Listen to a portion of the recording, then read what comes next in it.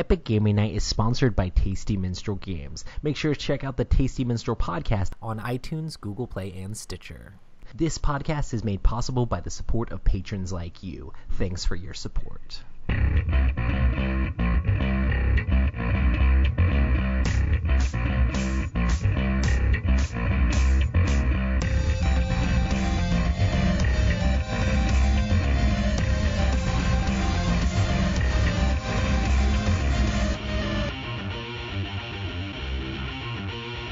Two, one.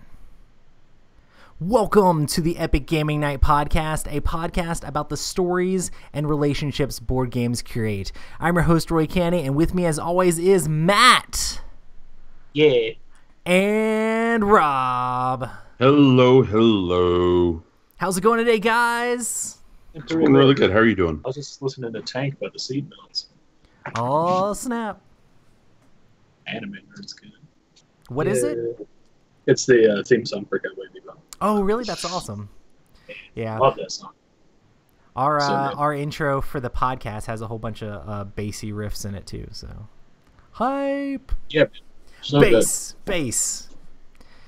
Awesome, man. Well, we've been having a whole lot of fun, hanging out and stuff. You know.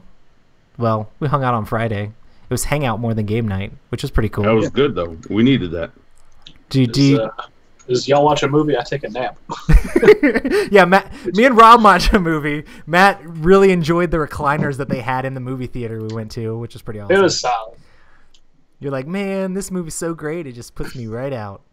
Man, I was up since 6. The movie was okay.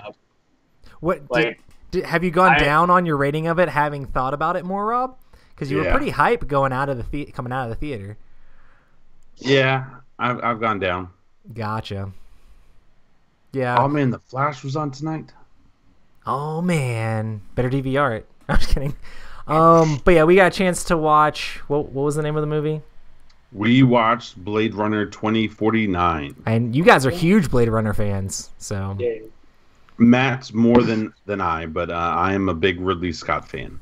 Nice. Yeah, Blade Runner is my all-time favorite or all-time second favorite movie, depending on my current mood. Yeah. So. I thought it was fun and interesting, but it was pretty slow at some points. So definitely, I was. I don't know.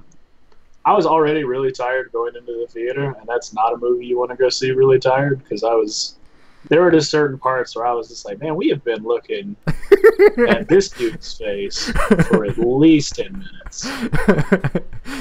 And then the music, most parts, was really kind of nice and mellow and relaxing. Nice. It didn't get really loud for no reason. But, hey.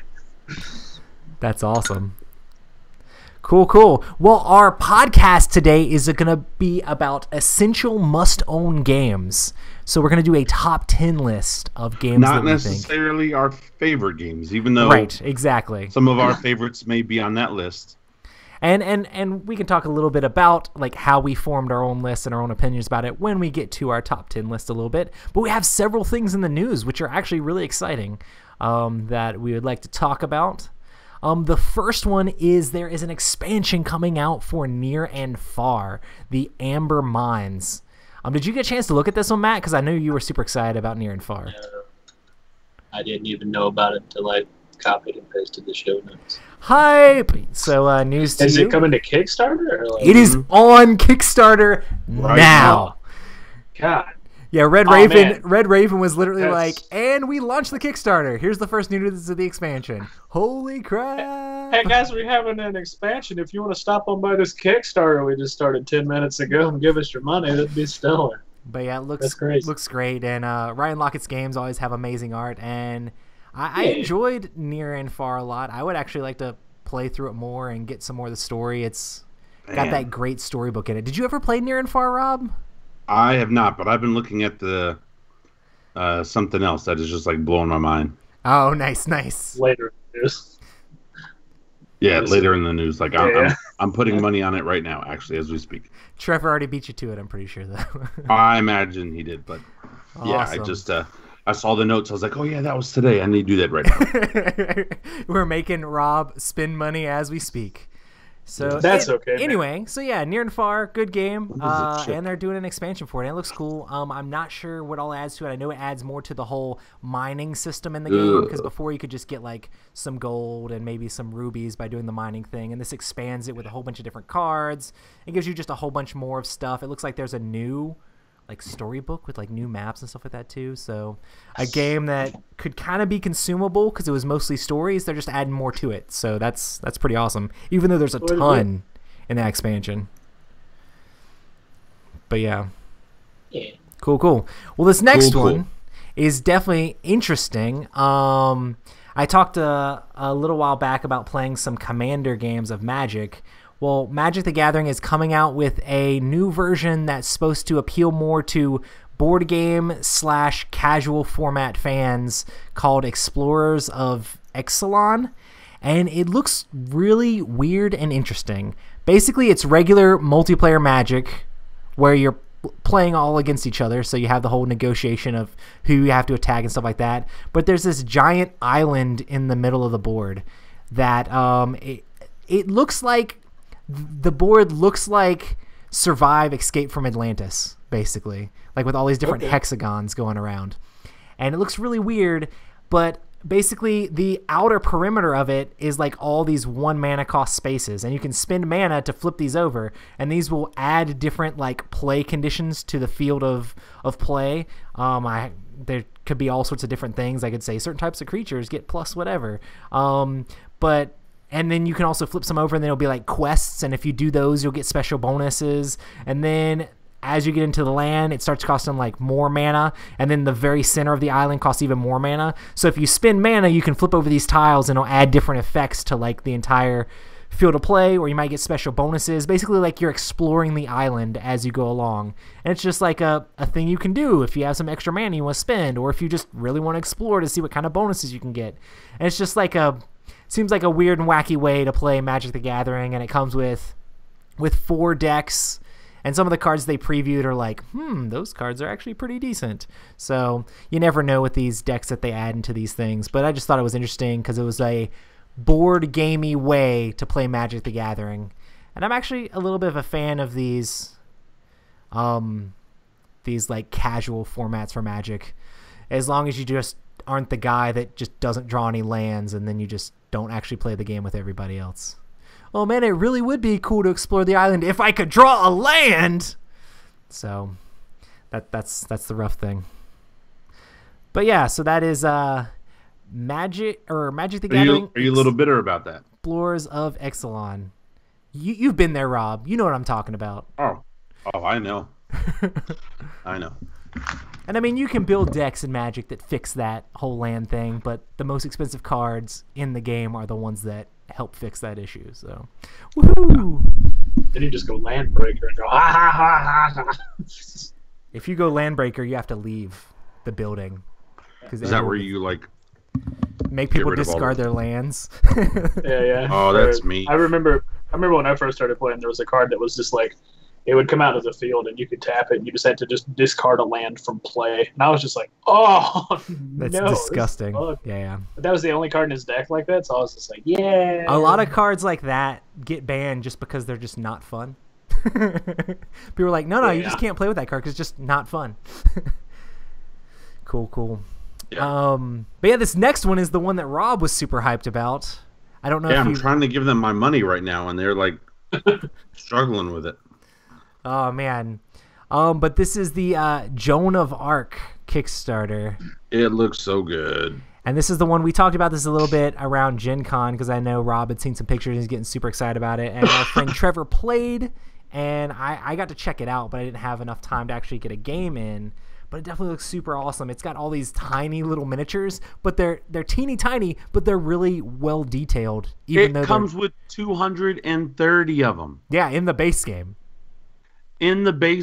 Yeah. So there's tons and tons of miniatures, but they're all itty bitty, but they still look great. And those pictures of those painted up, like, oh my goodness, that's ridiculous. Yeah. You got to have the teeniest, tiniest brushes to make that happen, but they look great. Man, this unicorn's got a beard.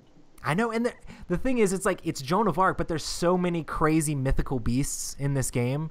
It looks awesome. I'm pretty sure that's like legit Tim the Enchanter here in the Unholy Army. I know, man. There's so much awesome. Exact same outfit. That's great. Yeah. This is cool. So yeah, they have all sorts of mythical beasts. I'm trying to get it with the dragon. And there's a giant dragon. I don't think you can't call that a miniature.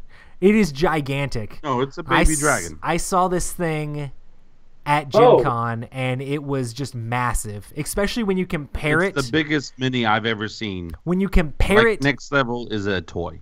When you compare it to the other like miniatures in the game, it just towers over everything. It's definitely terrifying and awesome.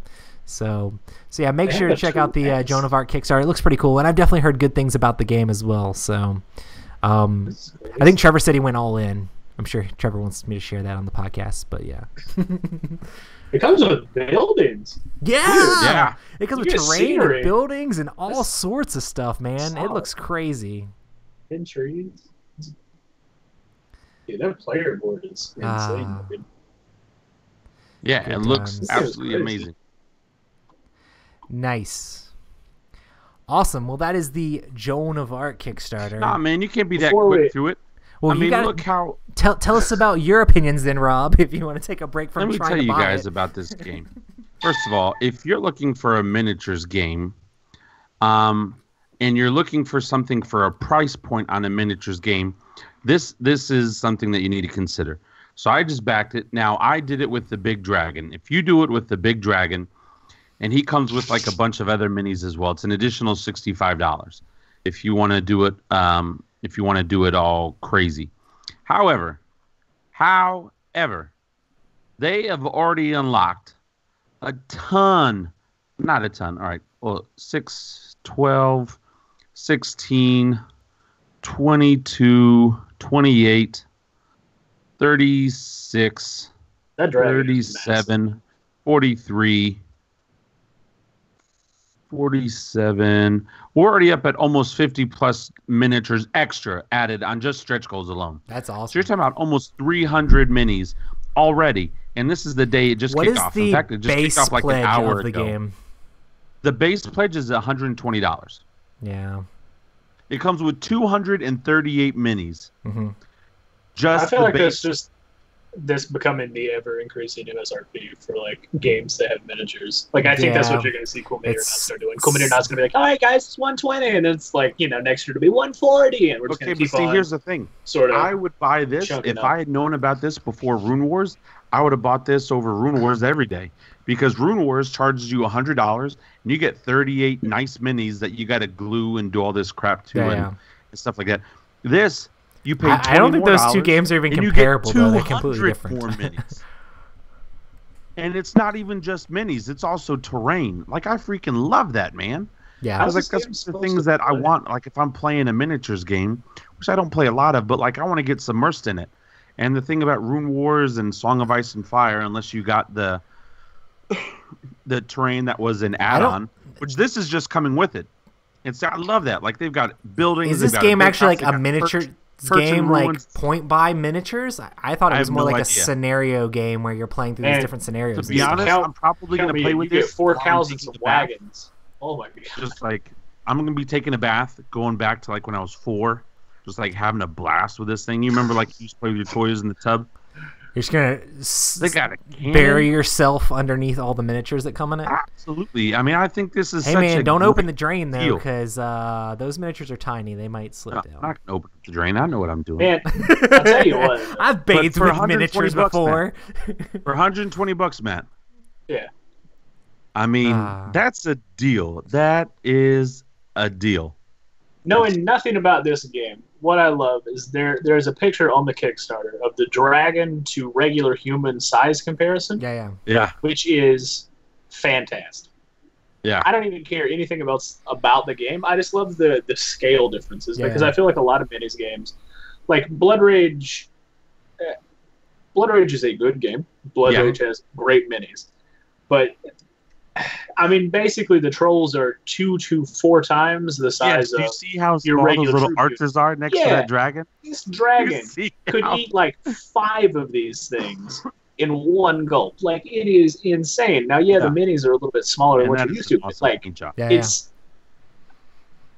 I don't know. I feel like it's more of that like medieval scale that's like closer to true medieval fantasy as opposed to the more sort of what we're getting today with like the Game of Thrones stuff. They're like, yeah, everybody's big. It's fine. It's like, I don't know. There's some people starving over there, but that guy in the back looks like he's been eating Wheaties forever. Like he's huge. Yeah, and see, I also like how, like, granted, the guys aren't necessarily going to be able to fit into the buildings, but it's like you just said, they're more to scale, where it's not going to be the same guy the same size as a house type of a thing. Like, for sure. I don't know. Like, I feel like even if I make up my own rules for this game, because the game comes out to be terrible, I mean, I've heard feel good like things. I've got my money's worth with everything that's coming in this box already. Man, this just looks great. And they got like angels and demons and werewolves and skeletons and ghosts and merchant girls. Yeah. Soothsayers. Man, you can get wagons that are pulled by bulls. That's really all you need to know. Get some bull wagons. This is. Honestly, some of this stuff could probably be used in a D&D campaign. Why not? Not all of it, because it is on a smaller scale. Yeah, it's definitely tiny scale for sure. Some of it you could easily translate to a tabletop game. Yeah, no, I'm loving it. I'm excited about it, and I think it's something that, like, if you're interested in minis, this is something that you should consider just for the price. Just for the price. I don't know a lot about the game. I've seen some interviews, but everyone's going to say they're great on the interviews. But for the price, man. Here's the only thing I don't like about it so far. It doesn't ship until next You're going to make December. Adam get suffocated in his sleep, Rob. Oh, why? He said he needs the game, but his wife's going to suffocate him in his sleep. So, man, I tell you Adam, what. That's how you know you have a good marriage, Adam. Buy this. If she doesn't suffocate you, she's a keeper. She's a thing is, here's what I say, right? Go ahead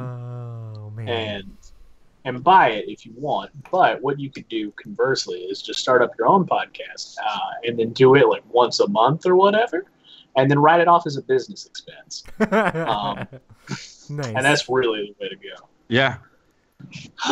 Hey, I'd be a guest on that show. Absolutely. Wait, someone other than me knows Flight of the Navigator? Yes, people know about Flight of the Navigator, Darth, even though you're an amazing person. Yeah, so anyway, I'm excited about this game. Also, before we get into what have we been playing, did you guys get that special email from, oh crap, not Blood Rage, what's the new one? Rising Sun. Hate. Rising Sun. Did you guys get that email about Rising coming Sun? out sooner? Yeah, I got that. Yes. Yeah, it looks like they're going to be moving up the date to like February, which is super exciting. Q3 2020. Is that a first for Cool Mini or not? Get excited, Listen, but we come bearing good news. Production of Rising Sun and all of its expansions and extras has been flowing so smoothly that we can tell you for sure everything will be ready sooner than anticipated. That's awesome. All boxes should be finished and packed in time to ship from the Chinese factory in December. This means backers are likely to receive their pledges around February, a couple of months earlier than the estimated delivery date. That is amazing. If they can start doing stuff like this rather than promising April and delivering in August, even though they both start with A, I mean, that's fantastic. I think they probably should have just not even spoiled us on that and then just be like, oh, yeah, remember it was going to be coming out later on? It's coming out now. Because now people's expectations are going to be February. But I'm excited that they're communicating, so that's cool. Well, they have to do that so that they can get shipping addresses finalized. Because if people didn't know about it, and then they were like, "Hey, for you 5,000, you get it early, and everybody else, you didn't fill out your stuff in time." Ha ha! Yeah. Then everybody's just gonna be super grumpy. Yeah. Speaking of Kickstarter, I got a super backer badge the other day from backing some hot sauce. Yeah. Oh man. Which means I've spent way too much money on Kickstarter. Is that one of the things that I've gotten? I have no idea.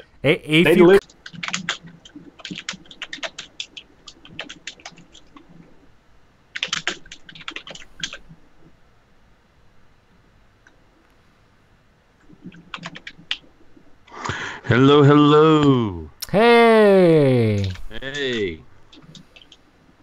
You're back. Momentarily. I will tell you this though.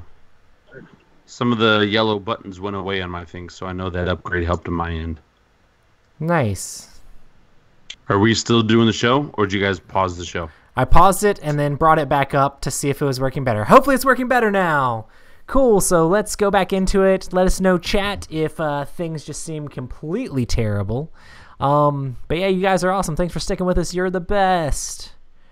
So yeah, I also played a little bit of Talisman with Scotty.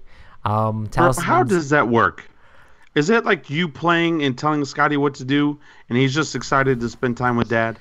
Dude, you realize that Talisman's literally just a roll and move and then draw cards game. So I just tell him like what he needs to do, and then if there's any actual choices, I let him make those. So like I'll be like, okay, it's your turn, roll the dice. He rolls the dice, and I'm like, cool, so you rolled a 4. So you can either go over here to the fields, which is 4 spaces, or 1, 2, 3, 4, over here to the graveyard, which is 4 spaces. And I'm like, you're a neutral character. If you go to the graveyard, you'll get a fate back. If you were good, it would hurt you. If you were bad, it would like heal your life. So that'd be great. But you're neutral, so if you go there, you can get a reroll back. And like, or you could go over here and draw a card. He always wants to draw the cards. So then he's like, okay, I'm going over to draw a card. I'm like, okay, cool. So then I'm like, okay, we'll draw the top card of the deck. I'm like, what is it? And then he just tries to guess what it is. But if it's a bag of gold, he knows what that means. He puts the bag of gold in the discard pile and he grabs one of the little gold coins.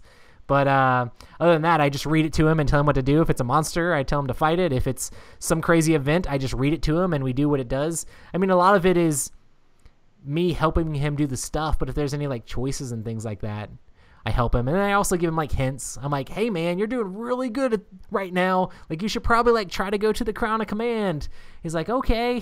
I'm like, because you're trying to race Daddy to get there. He like wrecked me in the game because that game is like almost 100% luck. It's just rolling dice and drawing random cards out of decks. And Did you get the gnome? GG. Yeah, he didn't get the gnome. He got like the unicorn, which gave him extra craft and extra strength. He got a crown, which gave him like 2 extra craft. He got like all these different like followers that helped him out. He randomly picked up a talisman, so he didn't have to do the warlock quest. He just got like everything good, and I just kept like, oh, I ran to a dragon. I'm a druid. The dragon like wrecks me. Oh, look, I ran to another dragon. Yeah, I'm a druid. It wrecks me. So I don't know. It was pretty fun and pretty crazy, but he definitely got way luckier in that game than me and legitimately just wrecked me in the game. But yeah, it's mostly just me reading the cards to him and asking him what he wants to do and helping him along the game. Do you think that doesn't count as playing, Rob? What? How does that not count as playing? I'm a terrible person, so don't. When it comes to stuff like that, don't listen to me. Okay. No. I mean, it counts as playing. Sorry, I'm semi-distracted right now. I got messages blown up on my phone, but you now have my attention. Yes, it counts as playing. It's just I don't think it's the same because. Well, I mean, You're telling him what to do. I'm not telling him what to do. I'm giving him the options, and he gets to pick in between those options. Yeah, but and that it's game, not like, that game literally has barely any choices whatsoever. So you just roll the dice and see what happens. Boom. Sounds great. I mean, it's Talisman. That's what Talisman is. So. And that's why it's not in my top 10 games you must own. It's not in my top 10 games you must own either. Did not make the top 10. It didn't make my top 100 list of best games either, but it's fun if you want to have completely mindless, see what happens, because that's basically no, it's not bad or anything like that. And I think that it's nice that like you get to do that with your kids and stuff like that. And he was super excited about it. He was happy that he wrecked me, and I was just kind of like, I wish I could actually like do some sort of like I tried to like beat him, like go up there faster, but then I just kept getting stuck at the gate and like losing experience points or losing like different skills and strength and stuff. So I'm like, I can't even compete with you. Like, you just wrecked me. So, and I mean, I was just helping him along with different things, but he was rolling all the dice for him and drawing all the cards and getting way luckier than Daddy. You know, that's how it is. So yeah, good times. Yeah, that sounds great. I'm sorry, I'm just distracted right now by this orcish beefcake calendar that's going on right now. It is something. Bro, it is something. I'm terrified. What is that? So somebody made a calendar, and the pinup models are orcs. My favorite one is this one with the orc who is pulling away the skirt from his backside. It does not look so great. Yeah, this is great. Sorry, I'm easily distracted. Huh. Yeah. Yeah, it's in the link. He just Adam put in the link. But if you look under Grill Knock Skull Splitter, you'll see the picture by his name. Oh, that's crazy. Yeah. So anyway, let's move on. We can't, Adam, you can't be putting stuff like that in our chat because I am like a dog chasing a car. I'll just run after it, and I apologize. Awesome. Cool. Well, I guess we can go ahead and get into our top 10 must-own games. Dun, dun, dun, dun. Hype. I'm excited for this. This was hard. Yeah. So for me, I tried to make a list of diverse games. Wasn't going to be like, oh, these are all area control or anything like that. I was trying to figure out, like, if you didn't have any collection at all, or like you just didn't have these games, like these would be games you should add to your collection that I think would be like worth having in there. Like they're also not like my 100% most favorite games of all time, but I think they're games that would work for a lot of people, you know, especially if you're a fan of gaming. What do you think? What philosophy did you guys take when looking at your list? So I sort of did that philosophy of like, all right, I want to have a little bit of diversity. Yeah. But if I could go back in time and bring past self to current, to today, and this would be give like, him these are 10 the games games you to want. start his collection, these would be the 10 games that I would give Robert to start his collection. Oh, that's awesome. They're not necessarily the best games, but yeah, these are 10 games that I'm just like, look, man, you'll be able to play with just about everybody. Yeah. Or maybe not everybody, but yeah. What do you think, Matt? What was your philosophy behind your list? I don't know. I kind of hedged. So there's a bunch of games that I feel like appeal to generally everybody. Yeah. That anybody can get behind and are what I consider sort of like pillars or cornerstones of like your gaming cabinet, to where you can just be like, this person I don't know has come over. We can pull out game X and they should probably still enjoy it, as opposed to being like, hey guys, want to play a board game? Got this little thing called Twilight Imperium. It's gonna take you all Saturday. Are you trying to throw shade on my list, Matt? No, I'm just kidding. Man, I'm just saying that is a game in its own right. It's a game in a game. The best thing about Twilight Imperium 4 is now Twilight Imperium can take up 2 slots in a list. No, I'm just kidding. Hey, I'm just kidding. Twilight Imperium 4 and 3. 2 different slots. Well, hang on. Didn't Rob sort of do that in his top 10 games after Manchester Madness 2nd edition came out? He was like, 2nd edition takes 1, but 1st edition 10th, or like, or it was like one of your honorable mentions or something. You're like, man, yeah, it would have been 10. It would have been 10, just because I own so much for it. But I didn't want to be that hardcore. I just love that game. So man. much of it crosses over, though. I know it does. I absolutely love that game. Let's not get into that yet. We'll probably hear it. Maybe. We'll see. Okay, cool. So I kind of ordered them in not necessarily in the order of my favorites on the list. I just kind of put... Oh, that's a cop-out. Whatever order. They're kind of like sort of in my favorite order. What order did you put yours in? I put them in the order from which 10 ones being, people should have the most? Yes, like, all right, this is a game... If I'm playing it with my group of friends, this is the game that I need to own. Gotcha. Like, boom. Yeah, from now, like I'm saying, there's games at the top that I think they're better games out there, but these are games that I need to own that I know I'll play multiple times with my group of friends. For sure. Cool. Well, I'll start off with my number 10.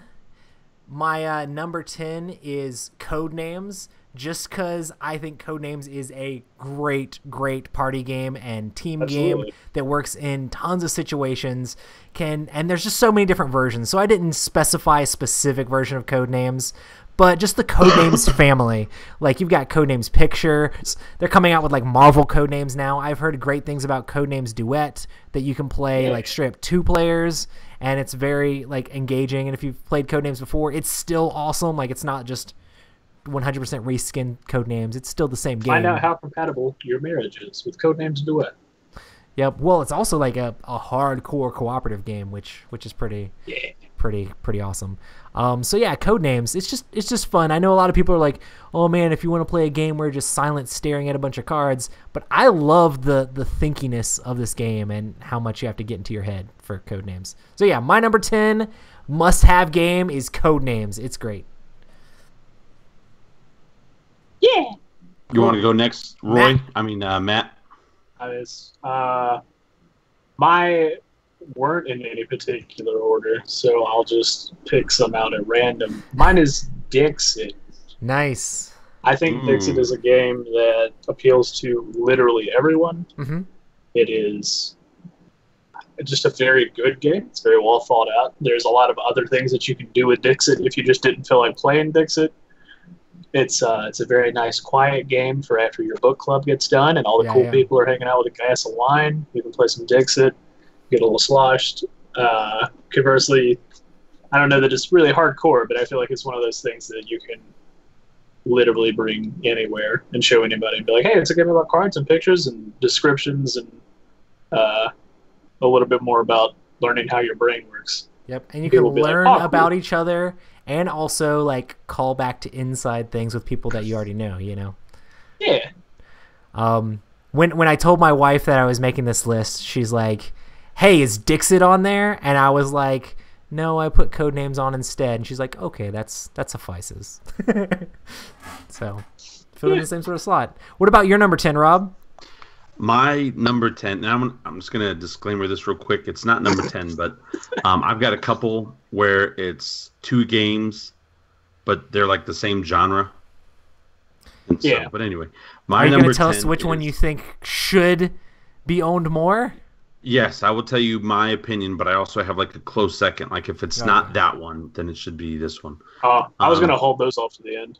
But no, I've got 1, 2, 3, 4, 5, I was like, 6, I have a 7, 8, 9, 10, Rob 11, wants 12. you to have a game collection as big as his. I have 12 honorable mentions. Solid. My number 10 is Century Spice Road, a.k.a. Gollum. Century Gollum. Really like this game. This game is the Splendor killer for me. It's simple, it's easy, it's fun. You can teach it in about 5 minutes. I love the box. Absolutely love the box. Yeah. And I just love how it uses the box to hold everything together. And it's also made by a fantastic designer. So my number 10 is Century Spice Road. Awesome. Yeah. Well, I guess I'll go into my number 9, which is Century Spice Road / Crystal Number Gold. 9. So, yeah, I definitely agree. Like, Century is just a great, like, lightweight, quick, like, Euro game. It's all just about getting the points, but, like, the turns are just so quick. And this fits into, like, the same sort of slot as, like, Ethnos sort of does. But for me, I felt like this game was the game that I, like, really like with the fast turns and playing the stuff really fast and collecting cubes and getting points. The games are completely different, but if you get a chance to get the Crystal Golem edition, definitely do that. But both games are great. Like, I'd still play Spice Road. I still think it's a great game, period. So yeah, Century Spice Road, quick, lightweight family Euro. Yeah, Century also takes so much less time to set up and tear down compared to Ethnos. Yeah. Like Ethnos, they're quick and they're basically the same pace and time. But Ethnos, you got to pull out the board and then get everybody their little chits and stuff. And it's like, it's a good game. But Century, you're just like, bam, bam, bam, let's play. You're like, all right. I mean, Century is a little bit less. I mean, there's still plenty of confrontation in Century, so they both have some confrontation. Because you're racing after those gems, and it hurts a lot when someone takes the one you want. Yeah. But you can avoid other people if you want to. But, you know. Good times. Yeah. So, Matt, what's your number 9? My number 9 is Codenames. Hype! I guess we'll see which games are on certain people's lists that aren't on others. Yeah. Yeah, I mean, Codenames are basically all the other reasons why I mentioned it. It's a super good game. It is a game that you can play without the game if you are so inclined, and it's just one of those things that you can bring out anywhere with anybody. And if you have thank you friends, it's cool, and if you don't have thank you friends, it's still cool. If you could only get one version of Codenames, which one do you think people should jump on? Like, if you were going to start in the Codenames realm, where would you start? It depends. If you're trying to grow a game collection, you and your significant other, duet, hands down. If it's anything else, I would just say jump in base Codenames. Yeah. And if you like it from there, then you can go to the After Dark or the Disney or the Pictures or the new Marvel or, whatever. So you like words better than pictures to start off? Yeah.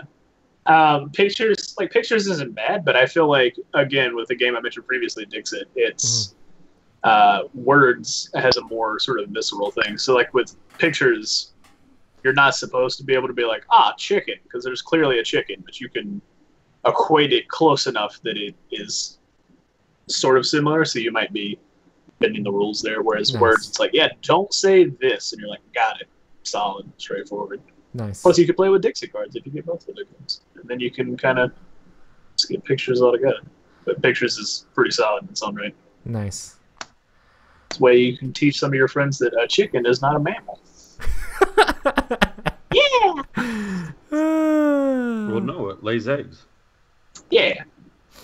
Isn't there only one mammal that lays eggs? The duck-billed platypus, isn't that a mammal? That's what I was going to say. I was like, the platypus? I was like, is it a mammal? I don't know. Yeah, the duck-billed platypus is a mammal, but it's like the only one that, I think if I remember correctly, but I don't platypus know. Is Abowapsy. It's got poison barbs in the back of its legs. Only the males, though. The females don't. It's really weird. Yeah. Nice. Sweet. Anyway, good times. Awesome. Rob, what's your number 9? Oh, yeah. My number 9 is Go Cuckoo / Super Rhino Hero. Now, here's why I put both of them. One, they're both the same company. They're both fantastic games. I put Go Cuckoo first because of the price point. It's only $20, where Super Rhino Hero is double that. It's $40.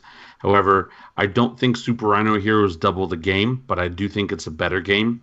I absolutely love Go Cuckoo, and I absolutely love Super Rhino Hero. They have both replaced the regular Rhino Hero for me. And these were the picks that I had for my dexterity style game. I love Junk Art. Junk Art is just absolutely amazing. It's one of my favorites. But I just think for the price point, I have just as much fun playing Super Rhino Hero and Go Cuckoo. I can get both of those cheaper than I can get Junk Art. Yeah. And so for me, they're fantastic. And so this one was hard. Like if I had to choose one, I choose Super Rhino Hero Battle just because I feel like I have to since I'm a EGN podcaster. It's too fun. Yeah. I mean, Go Cuckoo is great, but man, Super Rhino Hero, when you get that tall and crazy and you're building off each other, and now that they added the monkeys and the dice and all that stuff, like it's just, you're right, Matt. It's too fun. And you got your copy now, right, Rob? Oh, yeah. Yeah, I got my copy in. It's sitting on a shelf with a bunch of other games that have come in and shrink wrap, and so I need to just like make a big stack of those and try to knock them out playing it. That's awesome. But if you've never played Rhino Hero or Super Rhino Hero, I strongly recommend Super Rhino Hero Battle. So much fun. And that's my number 9. I'm really proud of the time lapse in our review of that game. I don't know. It just makes me happy. Oh, I loved it. I thought it was a good review too. And it's not a game just for little kids. In fact, I don't play it with little kids. They're not spamming that in the chat again, are they? No. Adam automatically ban people if they start crapping on Rhino Hero Super Battle. That's one of the things. I'm just kidding. I'll drop them. Now that you put that little symbol by my face, I'll drop you. Awesome. Well, I feel like this might happen on every single number going from here on. But my number 8 is Rhino Hero Super Battle. Shut up. Rob's gonna be like one lower than me each time. But yeah, I love Rhino Hero Super Battle. Like, honestly, like Rhino Hero to me is like a must-own game. Like if you can't afford Super Battle, like regular Rhino Hero is still amazing, and if you want that portableness, I mean, you can go for that. But Super Battle, like if you can swing it, definitely like get a hold of that game. That game is so much fun. Like Super Battle is super great, and I'm excited to play it more. And there's a ton of great dexterity games out there, but this is like the dexterity game that like I'm definitely a huge fan of and fall in love with. And I just love to bring it out and show it to people. So Rhino Hero Super Battle, we talk about it a ton, so it's fun. But it's worth being talked about. For sure. So see how much higher Matt has it. To be fair, we did meme it a lot less than we used to. Because it used to be like, all right, guys, what's your favorite social deduction game? And you're like, guys, it's Rhino Hero. Did you know that this game is so good? It is genre defining. Hey, man, you don't know what the rest of my top 10 is. It's just Super Battle from here on up. Matt's top 10, I think, after like month 4 or 5 into gaming was either Rhino Hero or Blood Rage. Blood Rage. Best family game, Blood Rage. Blood Rage. Best area control, Rhino Hero. Do you need other games, honestly? Hey, man, to be fair, I would say Rhino Hero is pretty good area control game because you have to really control that area. You do, man. If the tower falls, the game is over. You got to control it precisely. You gotta. Absolutely, I love it. That's awesome. So, Matt, what's your number 8? I forgot. My number 8 is... Please say Rhino Hero Super Battle. I mean, no. But my number 8 is Terraforming Mars. Oh, nice. What? It's a game that we don't really talk about. I have an alternative for it that I'll mention at the end. But I wanted to put a... Well, no, I just... we do, but we haven't played it. Right. I played it with other people. That's why I think of it. I don't equate it with you guys. I equate with other groups. Rob has the infamous ragging out Trevor story. Hey, I played it several times since playing with Trevor. Yeah. You played with Emerson and all that, so. Yeah. But keep going, Matt. This game is, for me, probably one of the best Euro games. It's very complex and interesting, and if you're even vaguely interested in anything sort of sciencey or just space-like, you'll absolutely love it. And it's one of those things where you'll sit down and you'll be looking at cards and you're like, oh, dude, this is cool, that's cool, this is cool, and it's all sort of has some grounding in science, so the whole time you're sitting there thinking, oh, dude, this is neat. Maybe you look some stuff up. There is player interaction. It's not a whole lot like typical Euro fashion, but there is some. But ultimately, I feel like it's always one of those interesting things to just play the game, watch how the map sort of develops as the game goes on, and then slowly, build your way to terraforming Mars. And then at the end of it, you total up points, and you go, hey, my company did the best. And nobody really cares because Mars is terraformed now and humanity's saved. But it's just it's very cool. It's very fun. A lot of cubes, a lot of stuff going on. Pretty solid. That's awesome. Yeah. Terraforming Mars is solid. Absolutely. Cool. Rob, what's your number 8? My number 8 is Terraforming Mars. Oh, man! Really? It's Terraforming Mars / Champions of Midgard. That's my slash, man. That was... Yeah. Awesome. Me, personally, I would prefer Champions of Midgard, but I think I would get Terraforming Mars over it just in case if I ever played with like that Euro player. Because Champions with the dice, I love the dice, but it's not so Euro-y with the dice. But I've played Terraforming Mars several times now, and it is one of those games where I like the engine building on it, and I like the luck, and you can screw over people by accomplishing certain things or blocking them in with a forest or with an ocean or something like that. And so it's a fun game. I've enjoyed it the more and more that I've played it. And so, everything that Matt said, I'll just piggyback on that. And Champions of Midgard, I absolutely love it. Oh, my gosh. How are those games even similar, it's my number one Euro game ever. Well, they're just Euro-y. Like, I understand that Champions has dice and stuff, but it's like if you're looking to say, hey man, you should get a Euro game, I feel like it's going to come down to those two games for me. It's either Terraforming Mars or Champions of Midgard. And it's Terraforming Mars for the hardcore people who want to do a lot of sort of crunching and like math and They engine seem building so and stuff. different to me, though. And then it's Champions of Midgard for the people who want to be able to just go, and I use this to buy this and this to buy that, and then I take this bucket of price and then roll it, and then I get this card that gives me this points, and it does this. Cool. Yeah, you get And to build your engine, but are- there's still luck in it. You're just gathering resources and then spending those resources for points, sort of things. Yeah. So Now, see what I will say this, an honorable mention. I'll go ahead and say this. For this category for me, and the only reason it did not make my list is because I haven't played it enough, and that's The Godfather. Have you played that yet, Matt? No, I have not. Man, We should I think play you'd it really since like you have a It's copy of it, good Rob, Euro right? game. I enjoyed. I bought it. I've got it. It's in shrink wrap right behind my left shoulder. we should play. It's a good game. It really is, and it's another good Euro game. It's just it did not make the list because I have not played it enough, Nice. and that's the only reason why. It would replace Terraforming Mars for me.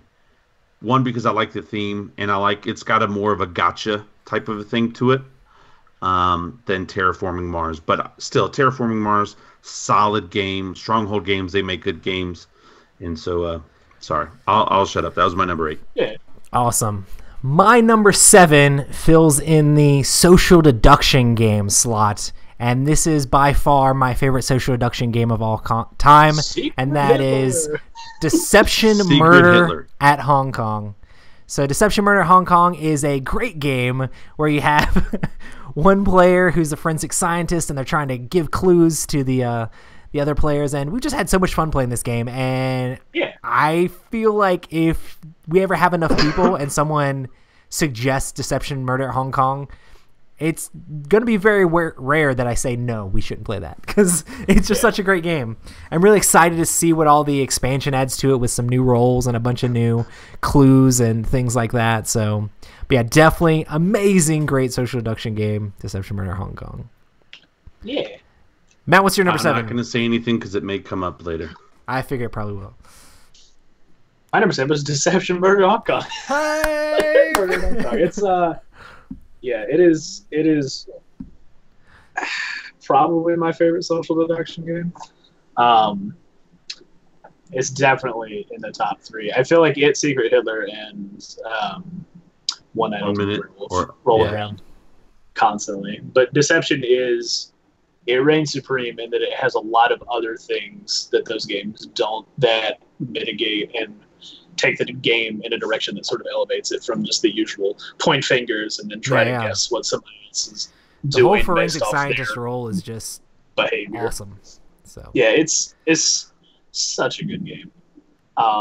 The one caveat is that you need like 5 to play it. yeah. So it is kind of a higher player count thing, and it doesn't Most scale social too deduction high. games are kind of like that. So Yeah, but it doesn't scale too high. I think you can max it like 12. Mhm. And now Whereas, the like, expansion is going to be like 14 or something like that. yeah. Whereas That's like crazy. with Werewolf and stuff, you can be like 27. You can get just a room full of strangers. I mean, I'm to pretty start sure the spooking copy one. of Werewolf that I have is So- 35. So Yeah, like it's crazy. But I mean, honestly, how many people's game groups hit 12 to 14 on a regular basis? Not very many. And if you do, congratulations, you have a lot more friends than I do. it is a feel lot good of about fun to play those this. games of Werewolf when you do have the 15 to 20 people. Yeah, But then it's it so does good. suck to get executed the first No, round. No, see, that's where it's great because the people that don't want to play, you kill them off first. So they can And go that does happen. and That does happen. hang You get out that- and chill and laugh and be like, oh, I can't believe it was so-and-so and stuff like that. I need to play the solid like regular distilled Werewolf people. again, but I need to have enough people to make it happen. So but Yeah. yeah, Deception definitely my favorite. And the last game of Werewolf I played was on the cruise. That was a really long time That's ago. right. Yeah, you were telling us about that. They were pulling out some crazy classes. There was a guy who would just explode people sometimes. It was insane. I was like, You man, know these who are we need to play crazy. with? We need to play with Lubkovitz. Yeah. Oh, yeah.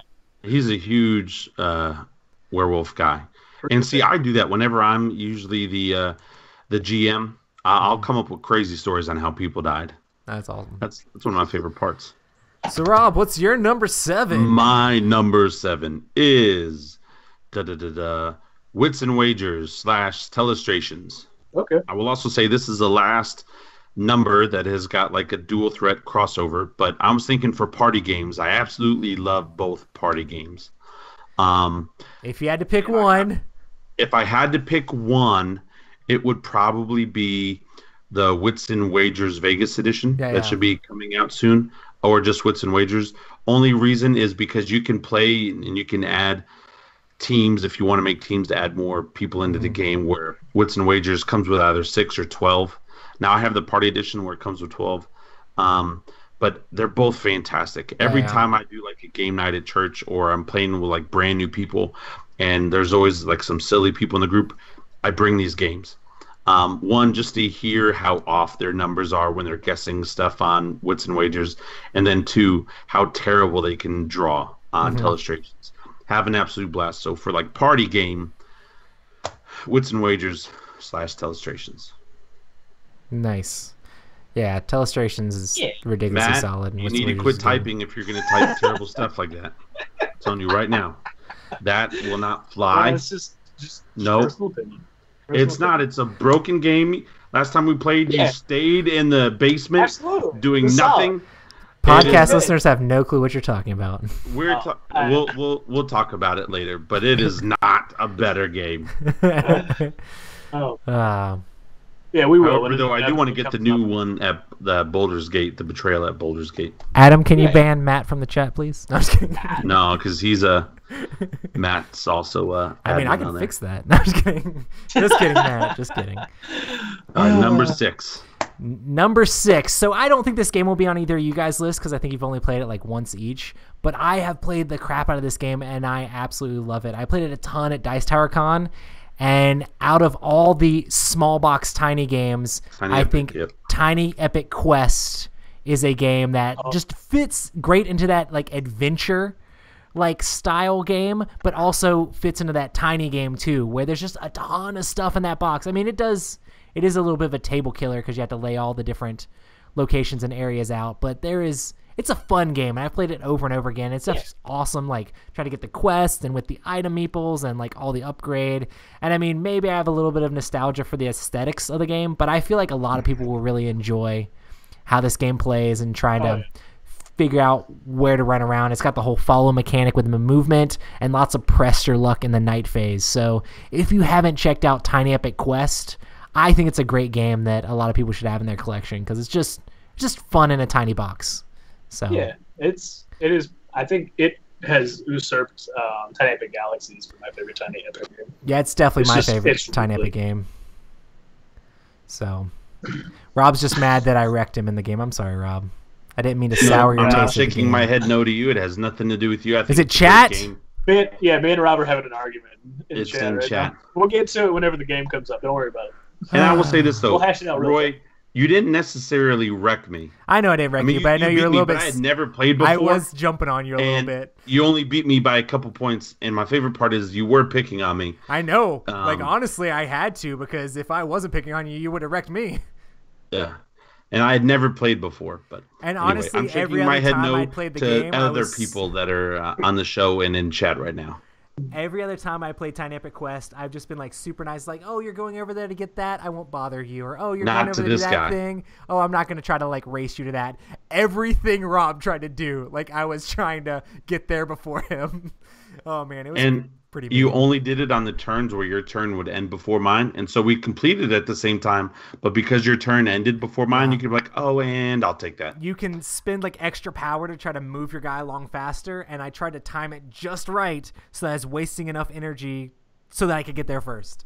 And it was really close each time, and that just made it all that worse. Yep. But yeah, Tiny Epic Quest. Awesome, Matt, what's your number 6? My number 6 is Zio, Legends of the Drift System. Nice. I think it is a really good game. It is one of the, in my opinion, quintessential exploration 4X style games.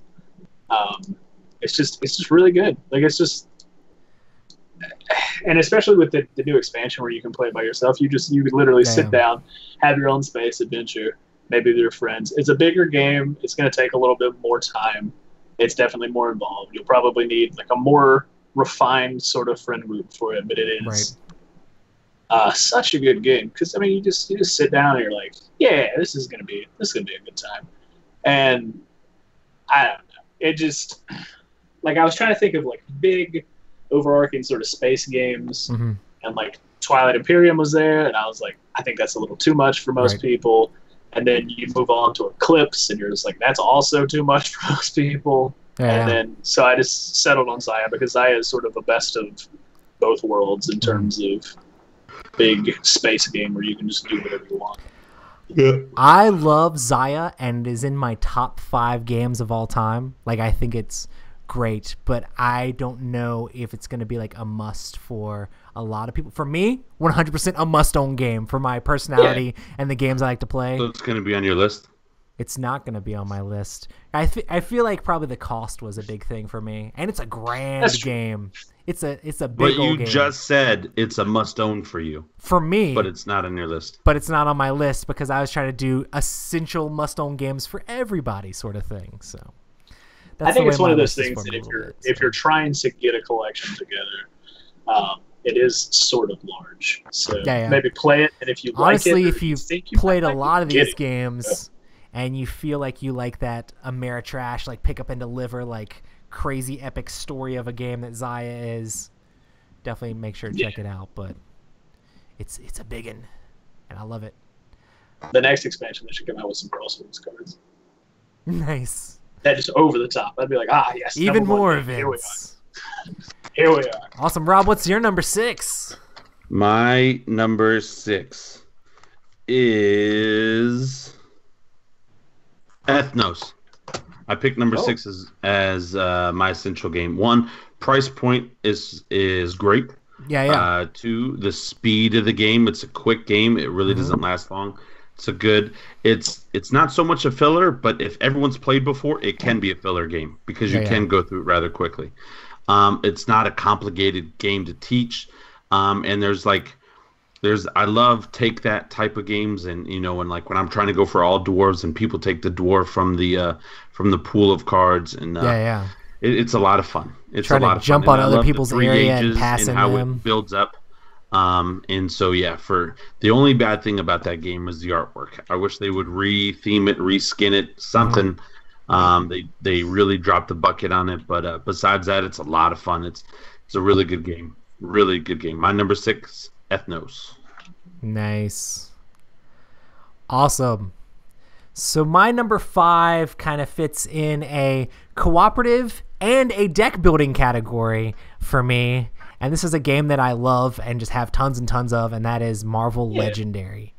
I've played this game so much, and I feel like there's so much replay value in this game. And it might be the fact that I have tons and tons of expansions, but I think even in the base box, like you can play this game over and over again, even though it's not as complicated in the base box. But if you get the first Dark City expansion, the difficulty of the game can ramp up a whole lot. But I love cooperation and all that stuff in Legendary. I've played it with a ton of different people. My wife really enjoys this game, and we've played with friends and family and her friends and just all sorts of people we've shown Marvel Legendary to. It's probably one of my most repeatedly played games. So I think Marvel Legendary for me is a must-own deck builder game. It's essential. Make it happen. And I prefer it over the other Legendary games. I mean, Legendary Aliens and Predator and Firefly and stuff like that are okay, the Legendary Encounter stuff, but I feel like sometimes they're you just don't get to build up the combos. It's so difficult, you're just barely squeaking by. And some people like their cooperative games where they're just really hard. But for me, the thing I love about Marvel Legendary is when you're and combo and combo and combo and combo, and it's oh man, look at that thing Matt's doing over there, that's so crazy, and we're all rooting each other on because it's completely cooperative and we're all doing all these crazy things and trying to help each other out. So Marvel Legendary, my number 5. What do you say, Matt? Boom. Number 5, what is it? Sorry, I was talking in chat. My number 5, hang on, let me just reorganize this list real quick. I also want to play Fiasco, Matt. My number 5 is Junkard. Nice. You put Junkard over, or I mean, the Rhino Hero could be on there too. It could be on there too. Yeah. Junkard is a game of games. It is such a freaking good game, man.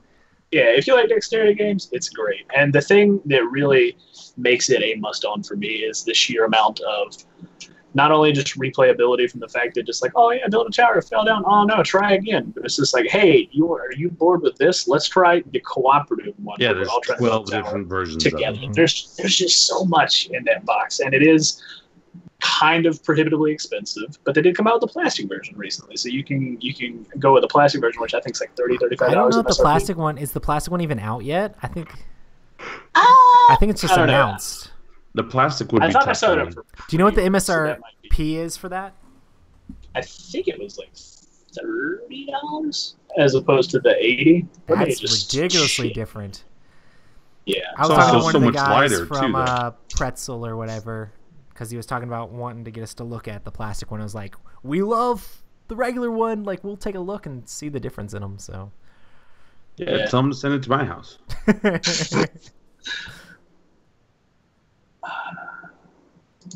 I don't know. I'm gonna keep actually. The board game girl saying it's out and she's bought it recently. Oh, nice! I need to check that out. It's a very, very good game. If you have the, I don't know, like just buy it. It's like honestly, you can't go wrong. If you have kids, it's building blocks for them too. So I mean, it's perfectly fine. The plastic version on cool stuff now is $29. Sweet. It's a great game. Expected to ship last month, so. But I'm not going to get into my whole issue with cool stuff in their pre-order system. But yeah, man, Junkard is solid. It is one of the best dexterity games of all time, just because of the sheer absurdity of it. Awesome, Rob. What's your number 5? My number 5. If you are going for like a catch me if you can type of game, it's got to be Spectre Ops. My number 5 is Spectre Ops. Absolutely love the game. I love the concept of one versus many. It's fun. I never thought I would like a game like this until I played it, but it is just such a fantastic game. Fantastic game. So my number 5, Spectre Ops. We've talked about it a lot on the show. We love it. I know all of us have played it and we liked it. So, yeah, so good. And I'm so excited for the expansion to come out. Yeah, for sure.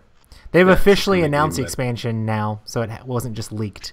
So it's official. Yeah. So I'm pretty excited about that. It'll give us an excuse to get Emerson back on the show. Yes. I know. I told him, I was like, hey, man, when you can talk more about this, you should come back on. So love that dude. He's a busy man. But yeah, awesome. Awesome. Well, my number 4 is a game that kind of started the whole trader mechanic thing. And the reason that I have this on the essential must-own list, just because it's so easy to get into and just easily works with a scope of variety of player counts, and that is Shadows over Camelot. Shadows over Camelot is a cooperative hidden trader game where you're trying to complete all these different quests, and somebody can be sneaky and be a traitor that's trying to secretly sabotage all those quests. And the game plays against you as catapults are piling up against your thing, and the black swords are starting to pile up on the round table. You're just working together to try to stop that, or secretly be hiding in the shadows trying to wreck everybody's day. But yeah, I've had so many good games of Shadows over Camelot. And this game, even though like the main mechanic is like poker hands, like it creates crazy stories every single time that I've played it. So I love Shadows over Camelot, and I think that is an essential must-own game because it is just so easy to get out and get on the table. Yeah. I'll say it's definitely an honorable mention. It was one of the first games actually that I wrote down. Yeah. On my list, is like, all right, let me come up with games that I like. It was in the top 5 games that I wrote down, but it did not make my essential top 10. I've played a ton of such a great game. 7-player games of this game, and it also has like rules for like dropping in and out of the game. So like if somebody comes to game night late, you can just be like, oh yeah, sit down, we're playing Shadows over Camelot. Here's your loyalty. We don't know what it is, and it's pretty crazy. So yeah, good game. You screwed me so hard in that game. So hard. I love Shadows. Okay. Awesome. Matt, what's your number 4? My number 4 is Blood Rage. Blood Rage. It's such a good game. I mean, it's area control, so there's a lot of conflict and stuff, but there's a whole lot of different ways to play. And the card drafting makes you sort of think on your feet and move around each time. Plus, it's super awesome to be able to look at the minis because they are just incredible. And I mean, I feel like every time you play Blood Rage, you come away from it and you're like, man, that was good. I don't think you're ever like, that was an okay game of Blood Rage. I think you're just like, yeah, Blood Rage, this is great. Yeah, win or lose. Yeah, I mean, you have fun. And it's just, the game isn't too long. I mean, it can be if you have some people who kind of experience analysis paralysis, but like it's definitely one of those things that you could probably get in like an hour and a half or less, depending on how fast you go. Oh yeah. Yeah. Such a good game. Awesome. So good. Rob, what's your number 4? My number 4 is the very first 3-way crossover. Deception, Murder in Hong Kong. Hey. It's everything that the guy said. It's the best social deduction game out there. Because if you're going to play social deduction games, you need about 5 or more people. Yeah. And I love it because even though it is limited to 12, and I think with the expansion 14, maybe 15, it's not too many people where everyone's voice is not heard. Because sometimes you get in those like really, really big games, and like some people just get drowned out by the stupid loud person that typically is myself or Roy. We typically drown out people just because we're excited about games. But it's such a great game. I love the mechanics, and everybody's involved. And I will never, ever forget when AJ and I got the right answer before the game, like before all the clues were out. We got it. Like, I'll never forget. That's one of my favorite memories in board gaming ever, because Matt's face and everybody's face. Who was the forensic? Like, oh my gosh! Who was the forensic scientist during Rob that game? was the forensic scientist. AJ was joking around. No, I was the forensic scientist. Come on, Matt, get your Roy story was the right. forensic scientist. AJ made a comment about the chanclas because he was messing. Yeah, with Hector. I'm pretty sure Hey, man, AJ you think it's the figured sandals? it You think out. it's the chanclas? And I was like, I think it's the chanclas, and I think it's the spider. And I looked at AJ, and AJ was like, I think so too. And we both threw in our thing at the same time. We were like, chanclas and spider. Then Roy just threw his stuff up and was like, that's it. And you guys were like, really? I think I had cause of death such and a bad game location. to be the accomplice because like there's no way to misdirect from that. I was just like, I don't. It was so good. They and have all no Roy reason had to down think was it's like location, and like cause one of other death. thing. Cause Yeah, of death, that was so it. good. And the thing is, like, I just remember stopped you playing placing with us. them We because had a good time I playing with you. put those 2 down, and you guys got it right. So I literally just stopped placing things. I'm like, I'm just gonna let them do whatever they're gonna do, and like, I'm just gonna mull I'm gonna sit over there in what my chair else like, I Roy, need to just put place out. another one, please, for the love of God. This game needs to go on. We're gonna lose. Man, I tell you what, if you guys ever meet up with us and there's like a big group of us, Let's play champion or play deception. play this game. And you can ask Roy and Matt anytime I go to a con. I always bring like a little bag of games with me. It's always in my bag. It's always. Whether it doesn't matter. I just carry it. It's just okay. I got it. Let's play it. Yeah. So Hey, how are you guys doing? You want to scream at each other for about 10 minutes? This will be fun. no, if I said that, I'd say let's play Secret Hitler. And you want to see Roy really get mad at That's the people? game. Play Secret Hitler. Yeah, most people get vocal in that game. You know, I've never been a fascist in that game. Never. Bro, no, you've never been nice in that game either, man. You go Fascism would be straight. so easy mode. Ugh. Oh man. Good Anyway, game. cool. Well, my number 3 is a game you guys have whispered and mentioned about a little bit. I know Rob talked about it a bit, but my number 3 is Champions of Midgard, the worker placement Viking game. I have this way up on the list just because I think it is a great, solid game that a lot of people should own. I'd It's a also say that's must-own, a essential 3-way game. tie. Because Yeah, Matt yeah. said the same thing that I did. But yeah, Champions of Midgard is great.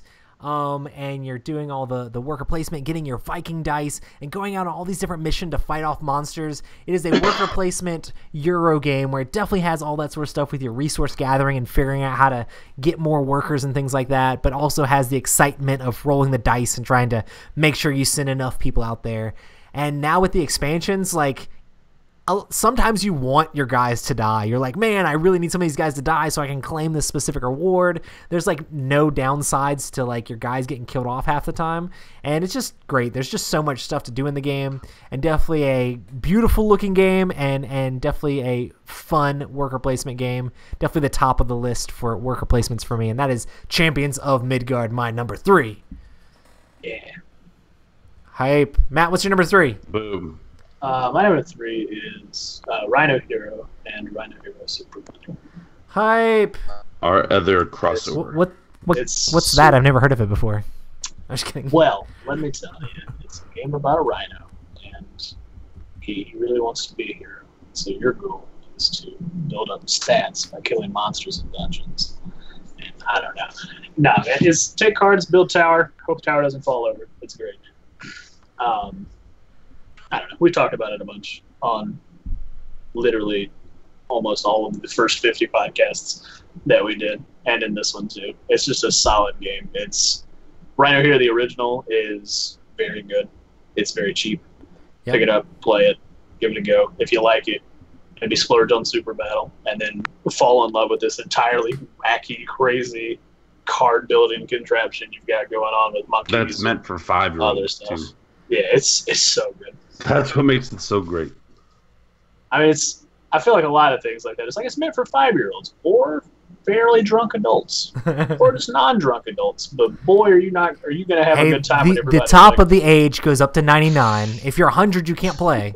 But as long as you're not, I think it's like 5 to 99. Well, they don't want you're good they to don't go. want grandma standing on a chair and like trying to like place a card and then like falling over, because that had to get a little bad. Her hip replacement goes bad from climbing up on the chair. Yeah, I mean, Hobba's a German company, and they're all about efficiency. So German versions of Rhino Hero are like very straight, all the way up, no lean. Nice. And it's just like, man, this is great. Awesome. But yeah, Rob, what's your number 3? My number 3 is Dead of Winter.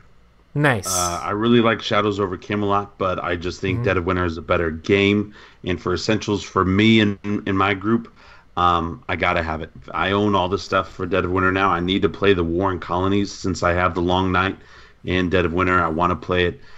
It's for a hidden trader type game. I think it does its best because you don't know if they're helping you. You don't know if they're with you or if they're against you. And I just think it's more tense. Shadows over Camelot does have that element, but I just think Dead of Winter does it so beautifully on how they make it really tense, especially if somebody doesn't help out with something. It's like, okay, well, we need medicine this turn, and you were just at the hospital, and you didn't put in any medicine. What's going on? And you just hear the lies rolling, or sometimes it's not even lies. Sometimes they're like, I didn't draw any medicine. I'm sorry. But it's just it's such a great game. So, and I love the story element behind it with the crossroad cards and everything else like that, and the combat in the game, and the co-op. Because even if you're a bad guy, you got to work together with the group, unless your hidden objective just says something completely different. But such a wonderful game. Dead of Winter, my number 3. Yeah, I feel like any of the big 3 in this category are all great. I mean, if you want the super light, you go for Shadows. If you want like the medium epicness, you go for Dead of Winter. And if you want the ridiculous like forever long game, you go for Battlestar Galactica. So, but Dead of Winter is great for sure. I'm definitely excited to see what the expansions or the new expansion has in store. Yeah, we need to get some people together, maybe at a con or something like that, and play War and Colonies. I think what we should do for War and Colonies, if you want to do that over the weekend cabin trip, I think that would be a perfect time for War and Colonies. We have to have a lot of people. Everybody together and play. A lot of people. What is it, 8? Yeah. I feel like you can get 8 people to a cabin. There's 3 of us here. You only need 5. Yeah, but we just need the other 5 to show up. You get Ryan, Hector, and AJ. That's 6. So we just need 2 more. Pick up Danny. I could get a couple of others. Yeah. Nice. Just tell some like young boys at the church, hey man, you want to come up to the cabin with me and all my friends? The undead. This is just fine. Awesome. Cool. Don't worry, Mom and Dad. I'll watch them real nice. We're getting into the top 2. Do you know what they are, Rob? I don't think I know what your top 2 are. Is my list confusing you? Because it's not like Rob's... my very favorite games. It's the games I think everyone should own. Is that throwing off a little bit? Because see, I didn't put in some of my favorite games that everybody should own in my top. Cool. Either. Well, my number 2 of all time, I think, is really awesome. It's an epic game. This fits in my area control slot of this. It's very Euro-y. Also has drafting. That is Blood Rage. Blood Rage is an amazing game with amazing miniatures, and I feel like it's a game that a lot of people can get into, and if people would give it a chance, I feel like they'd really enjoy it. I mean, there's confrontation with wrecking each other's stuff, but you can be smart and sneaky about like which combats you want to win. Losing combats is just as good as winning combats, like more than half the time if you have the right cards. Like, you want to lose if you're playing certain strategies. So there's lots of amazing stuff that goes on in Blood Rage, and it's definitely a game that people should check out. So yeah, Blood Rage, my number 2. Matt's what's your number 2? My number 2 is Spectre Ops. Yes. Spectre Ops is the quintessential hidden movement game.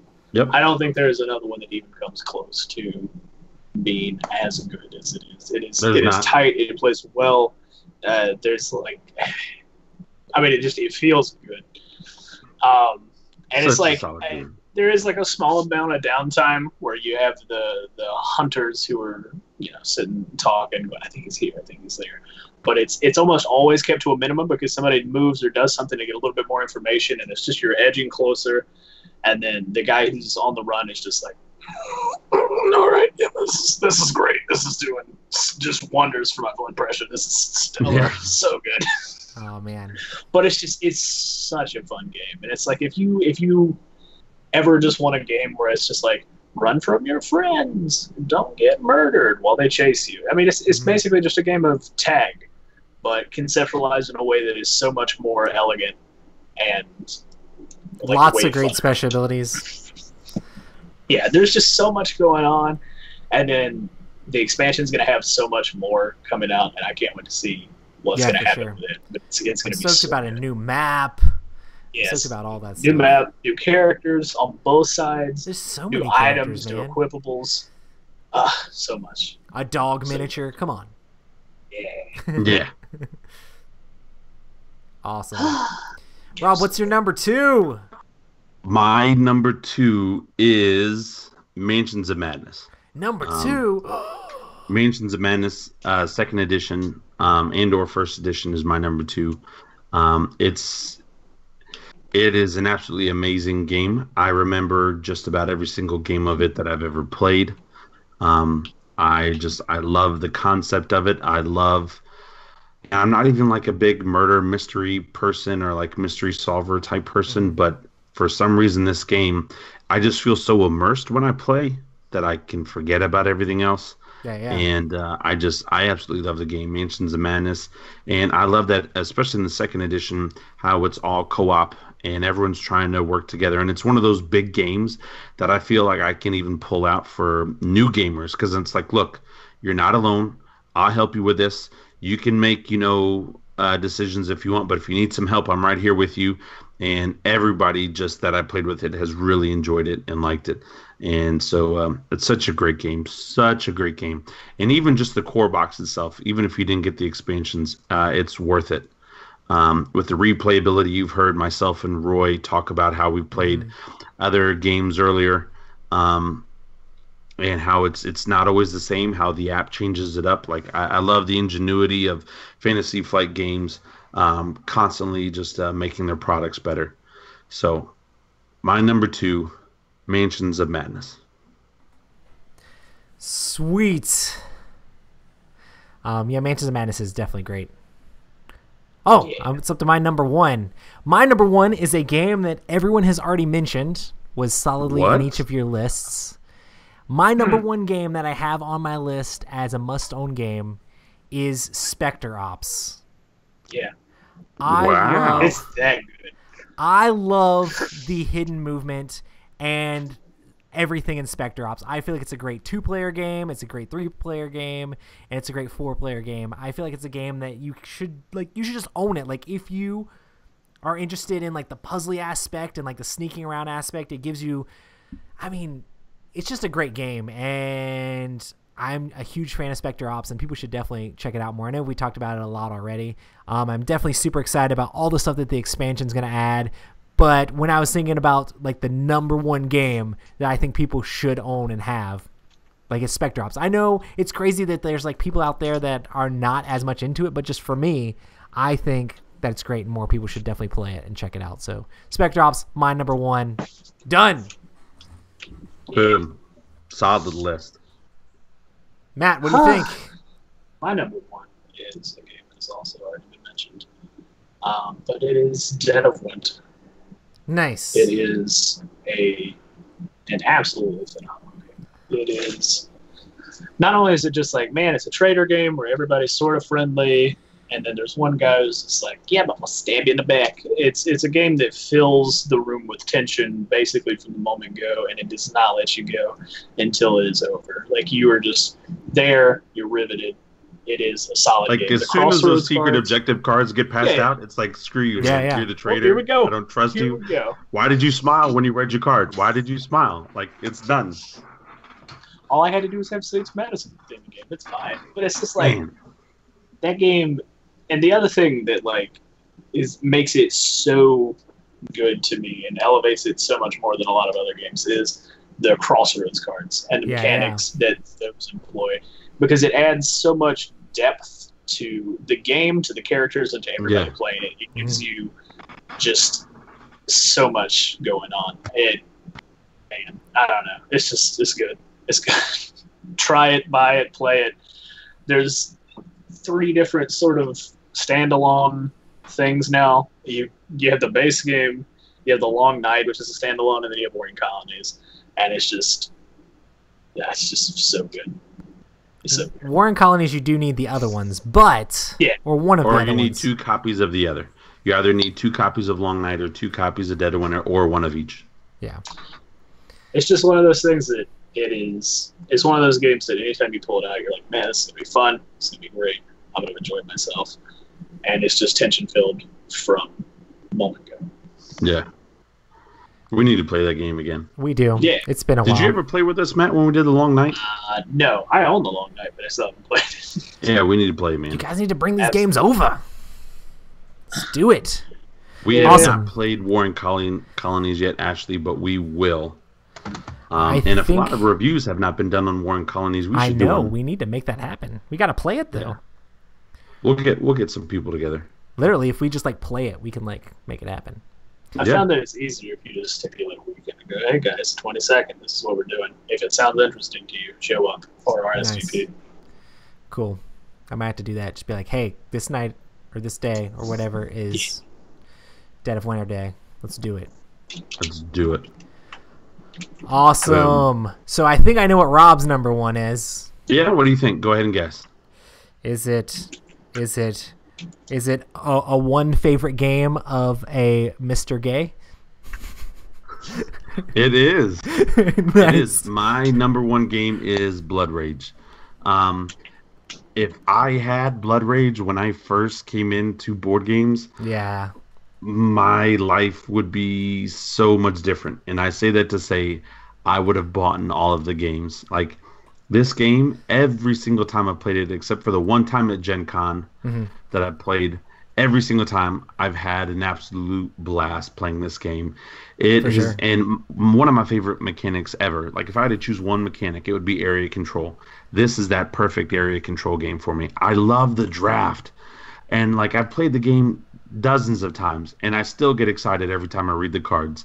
Or like when I play with Matt and I see him get excited because his combo, like I'll pass on a card because I know it's part of his combo that he likes, and I'll pass on all, and then he don't do the hate draft. He can't not take it. He can't not take it, and I love it. It's my Achilles heel. Like he drops his shoulders because he wanted to do something else, but it's like crap. I gotta do this again, and it's a good combo. It really is a great combo. But Blood Rage, it's just such a great game, and with my friends that I like to play with either the EGN guys or other people. It's one of those games where you can smack talk and be crazy and have fun, and you have monsters and you have Vikings, and you just the concept, the artwork, the everything. It's a good game, and it's not too overly complicated. Like, I feel like I could teach this game to newer gamers, who maybe have played Monopoly and Risk in the past. You played Risk, boom. Let me tell you about this great game. And so, Blood Rage, my number 1 essentials. Like, I wish I had this game when I lived back in Arkansas. Just because of my buddies that I played with there all the time. like we were crazy about Risk. We, like I told you guys, we played a ton of Risk Legacy. We played multiple boards.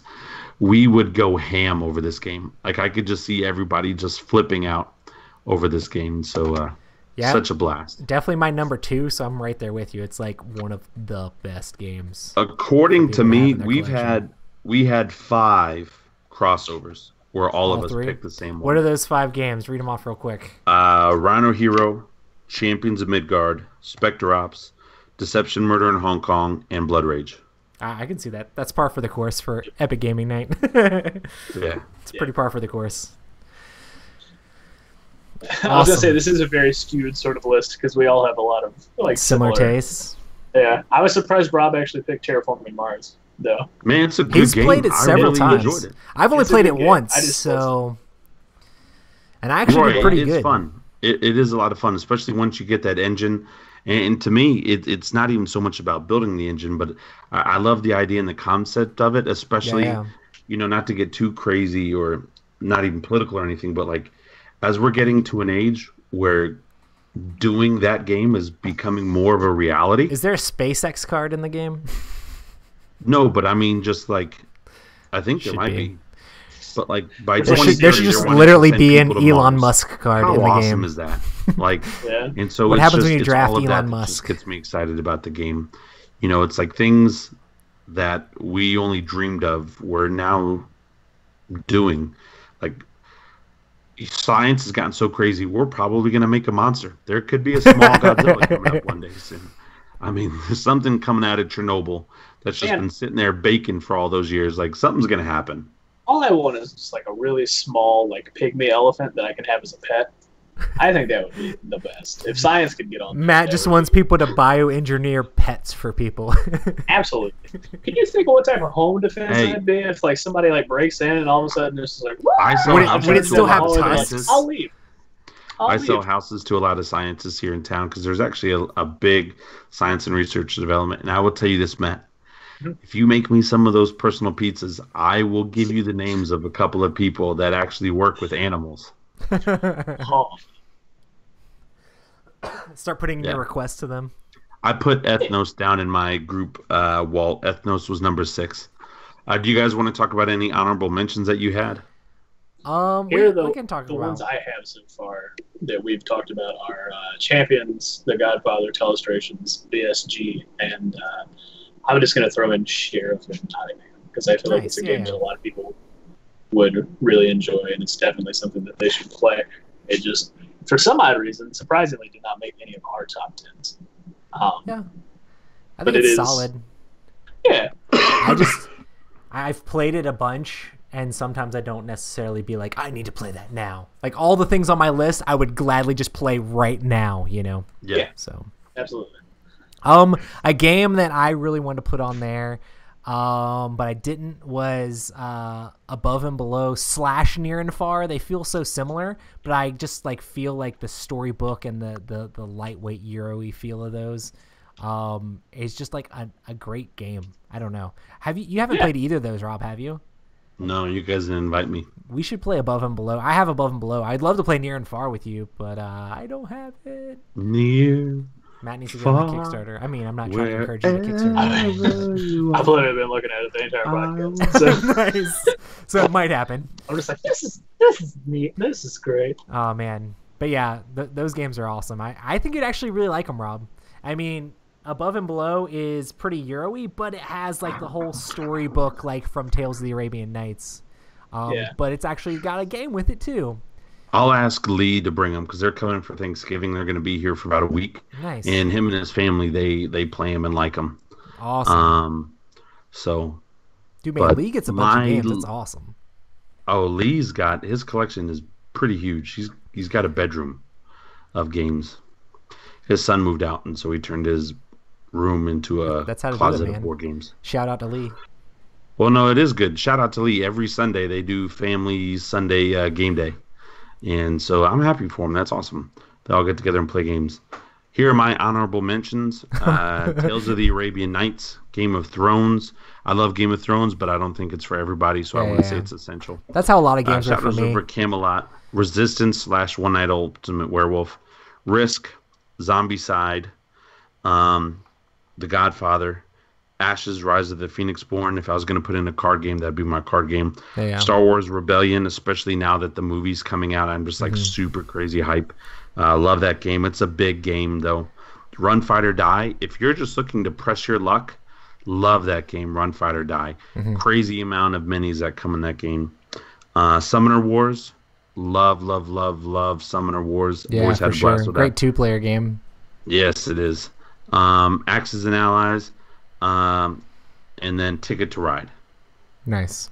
Yeah, I try to shy away from some of the like more expensive titles, so that's why I don't have like some of the higher dollar ones. Just because I'm just like, if I'm gonna say that people like should own it, I just wanted to like them to be not over $80. You're not gonna put like Kingdom Death in there, or like the base game's like $350. Or like not Twilight Imperium, not Zaya, even Mansions of Madness. Like that's MSRP 100, right?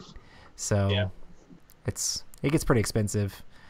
So I kept it a little bit smaller, even though Mansions of Madness is like one of the best games of all time ever. So Yeah. Awesome, guys. Well, I think we've run our course on this podcast for sure. Thanks everybody. This was fun. I like when we do our top 10 stuff. Stuck with us through all the craziness that happened. Chat has been killing it today. Thanks so much everybody who's been hanging out with us in chat. We're doing Patron of the Week, Rob. Thanks so much to all of our amazing patrons. Patron of the Week. Amazing patrons who help support the podcast. You guys are amazing. And just help us to... Not as amazing as this one person, though, that I'm about to mention. Oh, snap. You ready for this? I don't know if they can handle this.